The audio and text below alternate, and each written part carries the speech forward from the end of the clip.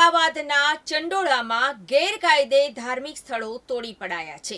ગરીબ નવાઝ મસ્જિદ, હનુમાન મંદિર તથા દશામાનું મંદિર પણ આજે તોડી પડાશે તો મોટી સંખ્યામાં પોલીસ જવાનો તથા 15થી વધુ જેસીબીથી બાંધકામ દૂર કરાશે. અમદાવાદમાં ચંડોળા તળાવમાં ડિમોલિશન યથાવત રહ્યું છે. અમદાવાદના ચંડોળામાં એએમસીએ તમામ ગેરકાયદે દબાણો તોડી પાડ્યા છે અને હવે કાટમાળ હટાવવાની કામગીરી પણ કરાઈ છે. 85,000થી વધુ રહેણાંક કોમર્શિયલ દબાણો ઉપરાંત 24થી વધુ ધાર્મિક સ્થળોને દૂર કરાયા છે. કુલ 10.92 લાખ ચોરસ મીટર જમીન ખુલ્લી કરાઈ છે અને પ્રથમ તબક્કામાં 4,000 બાંધકામ દૂર કર્યા હતા અને બીજા તબક્કામાં 8,000 જેટલા બાંધકામ દૂર કરાયા છે. ડિમોલિશનની કામગીરી બાદ ચંડોળા તળાવને ઊંડું કરવામાં આવશે. અમદાવાદના ચંડોળા તળાવને ડિમોલિશનની કામગીરી બાદ ઊંડું કરાશે. વરસાદના પાણીના સંગ્રહ માટે કોર્પોરેશન દ્વારા તળાવને ઊંડું કરવાની કામગીરી હાથ ધરાશે.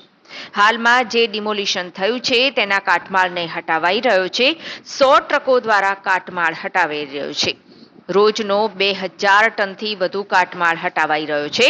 ચંડોળામાંથી નીકળેલી માટીનો ગ્યાસપુર ખાતેના વનીકરણ પ્રોજેક્ટમાં ઉપયોગ કરાશે.